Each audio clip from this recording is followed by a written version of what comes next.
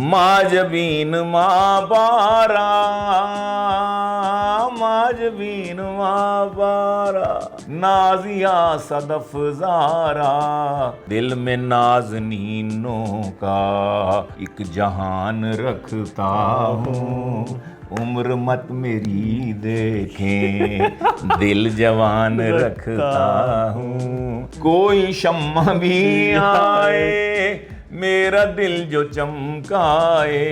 شاعری کو ایک نئی ڈائریکشن دی ہے، مزہ آپ اس میں لے کے آئے ہیں، مختلف آپ کی شاعری دوسرے شعراء سے ہٹ کے آج کے جو لپسٹک لگانا ہے منع چونکہ مردوں کو، ہونٹ سرخ کرنے کو منہ میں پان رکھتا ہوں۔ آج آپ کی ملاقات کرواتے ہیں معروف شاعر، ادیب، مصنف سید سلمان گیلانی سے، جن کی شاعری ہمیشہ نوجوانوں کے لیے جو وہ ایک موٹیویشن رہی ہے۔ آئیے چلتے ہیں معروف شاعر کی جانب اور ان کا دیکھتے ہیں، ان کا گھر، ان کا لائف سٹائل۔ جی السلام علیکم سر، کیا حال ہے؟ ٹھیک ہے؟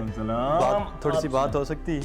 جناب ضرور، ہم بیٹھے کس لیے، ہم انتظار۔ ناظرین، آج ہم سید سلمان گیلانی صاحب کے ساتھ گفتگو کریں ان سے جانیں گے ان کا جو سفر ہے، زندگی کا جو سفر ہے، کس طرح انہوں نے گزارا، شاعری، کتابیں لکھیں، مصنف بھی ہیں، رائٹر بھی ہیں، استاد کا درجہ رکھتے ہیں۔ تو آج آئیے ان سے گفتگو کرتے ہیں۔ سر، عوام آپ کی شاعری تو بہت پڑھتی ہے، آپ کو بہت پسند کرتی ہے، لیکن سید سلمان گیلانی کون ہے؟ سلمان گیلانی ایک تھوڑا سا مختلف سا ہے عام پبلک سے، اس لحاظ سے کہ میں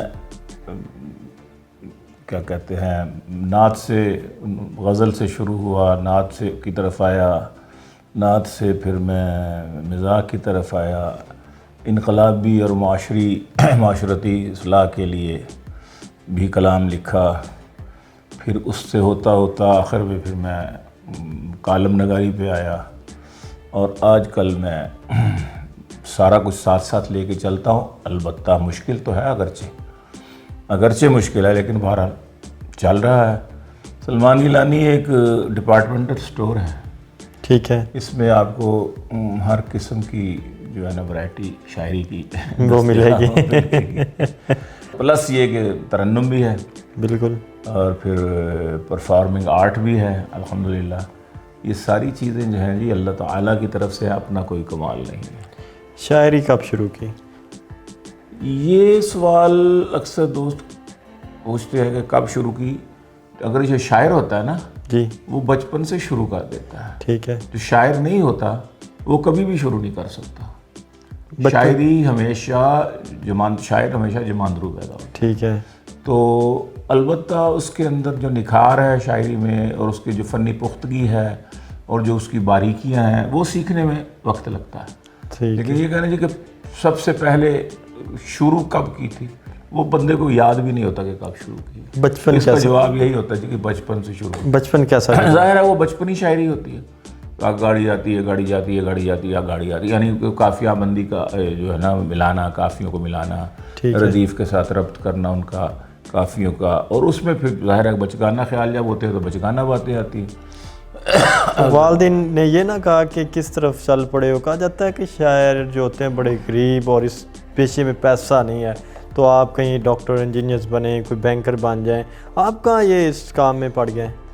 نہیں، شاعری کو ایز اے پروفیشن اگر اپنائیں گے پھر تو یہ مصائب ہے، لیکن اگر آپ کا پروفیشن کوئی اور ہے، ڈاکٹر بھی بڑے اچھے شاعری کرتے ہیں، فوجی آفیسر بھی بڑے اچھے شاعری کرتے ہیں، پائلٹس کو میں نے دیکھا بڑے اچھے شاعر ہیں، میڈیکل شعبے سے وابستہ، انجینئرنگ شعبے سے وابستہ۔ کیا جاب کرتے رہے؟ واپڈا میں، اور اس میں 16 اسکیل میں تھا، ٹھیک ہے، تو بس وہ چونکہ میں امتحان وغیرہ دینے سے ذرا قاصر تھا، کو اس دوسری فیلڈز میں زیادہ میرے نام بن گیا، میں بیرونی ممالک جانا شروع ہو گیا شعر و شاعری کے حوالے سے۔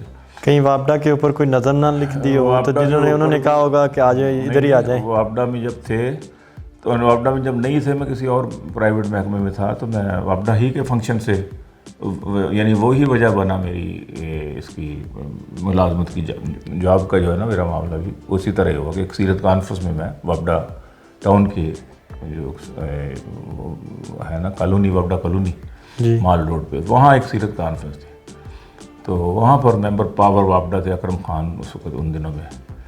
تو انہوں نے مجھ سے نظم کلام سنا, کہا گیلانی صاحب آپ تو ماشاءاللہ بہت اچھا کہتے ہیں, تو بڑی زبردست آپ کی آواز بھی ہے اور کلام بھی آپ کا اپنا ہے, پلس آپ کی پرفارمنس بھی اچھی ہے, تو میں بڑا متاثر ہوں. آپ کیا کرتے ہیں؟ میں بتایا کہ میں ایک پرائیویٹ جاب پہ ہوں. تو انہوں نے کہا وابڈا میں سروس کریں گے؟ میں کہا جی کیوں نہیں, یہ 80 کا اینڈ ہے, یعنی نومبر دسمبر کی بات ہے. وابڈا کے اوپر جو کوئی غزل لکھی کون سی ہے کوئی ہمارے؟ وہ اس وقت تو میں جب مزاح میں نہیں آیا تھا, میں مزاح میں تو میں آیا ہوں ابھی کوئی 2006 میں تقریباً. ٹھیک ہے. تو یہی میری ریٹائرمنٹ کا بھی, میں نے بھی ریٹائرمنٹ بھی لے لی تھی. ٹھیک ہے. تو اس لیے اس وقت تو ہم ان چیزوں پر نہیں دھیان دیتے لکھنے لکھانے میں. البتہ جب میں وابڈا میں سروس کرتا تھا, وابڈا کے فنکشنز ہوتے تھے تو وابڈا کی تعریف میں کرنا پڑتا تھا. ظاہر ہے کہ وابڈا ملازم تھے. اب اس کے بعد ہم نے اس کی خبر بھی لی ہے. ٹھیک ہے, کوئی سنائے نا بعد والی کوئی غزل. بعد والی تو سنا دیتے ہیں کہ لوفر نہیں شریف ہیں پر ذہنی طور پر ان رہنماؤں نے ہمیں بے حس بنا دیا. گرمی میں ناچتے ہیں گریبان کھول کر, اس واپڈا نے ہم کو بھی نرگس بنا دیا. یہ قطع ہم نے کہا. اس کے بعد اور بھی ہیں.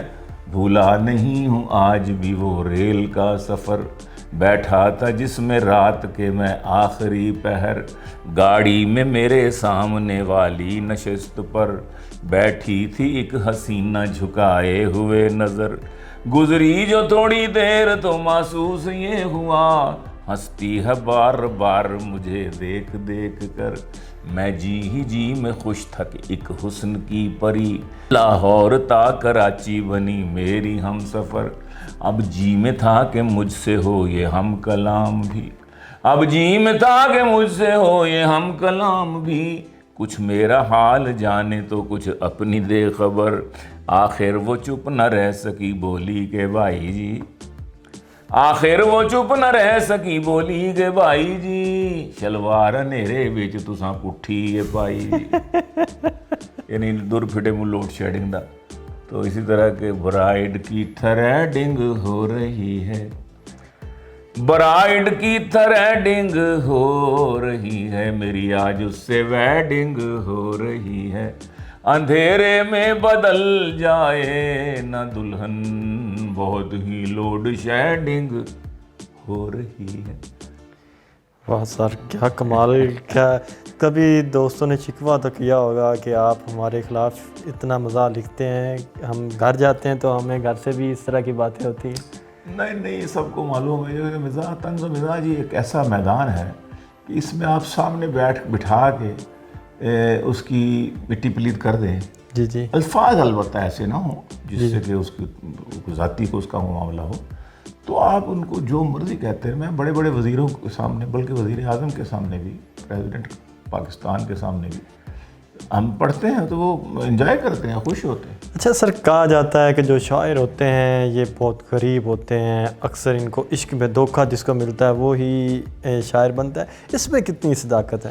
نہیں, اس کا جواب ہے, آدھا جواب تو میں پہلے دے چکا ہوں نا جی, کہ شاعر غریب نہیں ہوتے. ٹھیک ہے. غریب دکھائی دیتے ہیں. اچھا. جان بوجھ کے اپنا حلیہ ایسے ساغر صدیقی ورگا جیسا اور اقبال ساجد جیسا اور نشیوں جیسا بنا لیتے ہیں. ٹھیک ہے. اور اگر جو ذرا امیر شاعر ہیں, سوٹڈ بوٹڈ نظر آتے ہیں آپ کو, وہ شراب کے اس کو سپرد کر دیتے ہیں اپنی زندگی کو, تو اس کی وجہ سے وہ ایسا لگتا ہے جیسے یہ. اور یہ عموماً جو الحاد زدہ معاشرے کے دوست ہوتے ہیں نا لوگ, جی عموماً یہ وہ لوگ کرتے ہیں کام. دیکھیں نا مرزا غالب جب تک شاہ کا مصاحب نہیں تھا, جی, تو وہ بیچارہ مفت کی پیتے تھے غالب, اور کہتے تھے کہ ہاں رنگ لائے گی ہماری فاقہ مستی ایک دن. جی. اور اسی طرح وہ بنے شاہ کا مصاحب پھرے ہے اتراتا, وگرنہ شہر میں غالب کی آبرو کیا ہے.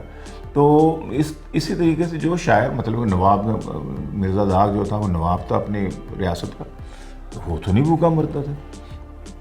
اسی طرح اس دور میں البتہ جگر مراد آبادی عشق کا مارا ہوا تھا. داغ کے تھوڑا سا مطلب گیا جو اگلا زمانہ آ جاتا ہے, سیکنڈ لائن اس کے بعد کی, تو اس میں وہ تھا کہ وہ جگر مراد آبادی کو سب نے مارا, جگر سب کو مارا جگر کے شیروں نے, اور جگر کو شراب نے مارا. تو اس کا حلیہ بھی اسی طرح ہی ہو گیا. تو لیکن اسی دور میں حفیظ ہوشیار پوری بھی تھے. شاعری میں میرے والد صاحب ہی جو میرے استاد بھی تھے، سید امین گیلانی، ٹھیک ہے، اور انہی سے میں کسب فیض کرتا رہا ہوں، انہی سے میں سیکھتا رہا ہوں، فنی باریکیاں میں نے انہی سے سیکھی ہیں. میرا سلسلہ سند ہے شاعری میں نا جی ان کی جو تلمذ کا رشتہ تھا وہ حضرت احسان دانش کے ساتھ تھا، صحیح. جو ایک بہت بڑے شاعر تھے. میر تک سلسلہ اس طرح مل جاتا ہے. تو میرے آئیڈیل اور بھی بہت سارے تھے. میں نے فیض، جگر کو تو نہیں، خیر وہ جگر فوت ہو چکے تھے. یہ جو تھے کیا کہتے ہیں، تاثیر، ڈاکٹر تاثیر، اور قتیل شفائی، احسان دانش، احمد ندیم قاسمی، طفیل ہوشیار پوری، ان جیسے بڑے اس وقت کے جو نامور شاعر تھے، ان کے ساتھ مجھے پڑھنے کا سر کیا مختلف کیا پایا آپ نے؟ عبدالحمید عدم، اچھا، وہ اس کو میں نے دیکھا پڑھتے ہوئے. آپ نے فیض، قتیل شفائی کے ساتھ بھی مشاعرے پڑھے اور آج کے شعراء کے ساتھ بھی آپ پڑھ رہے ہیں، فرق کیا آپ کو نظر آیا؟ فرق تو ایک تو یہ جو ہے نا کیا کہتے ہیں، جو شاعر ہوتا ہے وہ مشاہدہ پرست ہوتا ہے. ٹھیک ہے، جو کچھ دیکھتا ہے وہ اپنے اس وقت کے حالات اور تھے. اب تقسیم سے پہلے کے شاعری یہی جو ہے وہ اور ہے، ٹھیک ہے، تقسیم کے بعد اور ہے. خوشحالی کے دور کی شاعری اور ہوتی ہے، تنگ دستی کے دور کی شاعری اور ہوتی ہے. تو یہ مختلف منہج ہیں شاعری کے. تو اس والے سے ہر دور میں بندہ اس متاثر ہوتا ہے.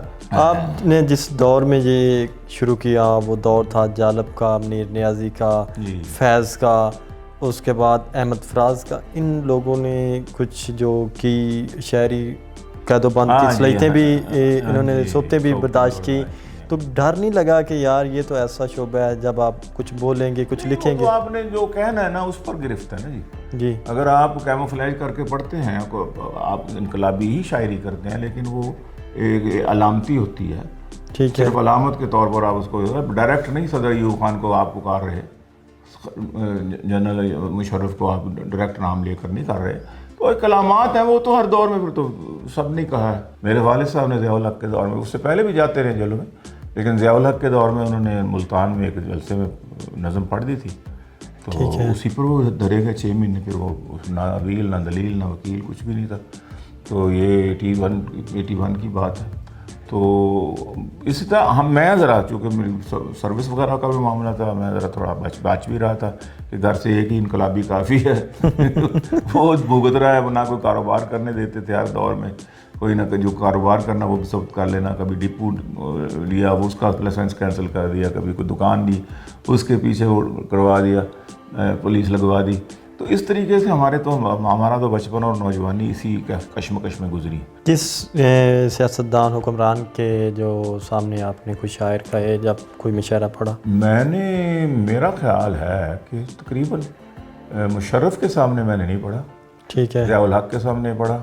اچھا، سیرت کانفرنس تھی. ٹھیک ہے، اور اس کے بعد نواز شریف صاحب کے سامنے تو کئی دفعہ پڑھا. ٹھیک ہے، شہباز شریف صاحب کے سامنے کئی دفعہ پڑھا. اچھا، گورنر اور فاروق لغاری پریزیڈنٹ تھے، ان کے سامنے پڑھا. واہ، ہاں ان کے سامنے پڑھا. بلکہ لاہور میں بھی پڑھا، اور کشمیر میں بھی ہم اکٹھے ہوئے 1-2 مشاعروں پر پروگرامز میں. تو کیونکہ میں نے صرف مشاعروں کی بات نہیں کر رہا، مطلب کہ مختلف پروگرامز ہوتے تھے. ٹھیک ہے، تو سیمینارز ہوتے تھے، کوئی سیرت کانفرنس ہوتی تھی.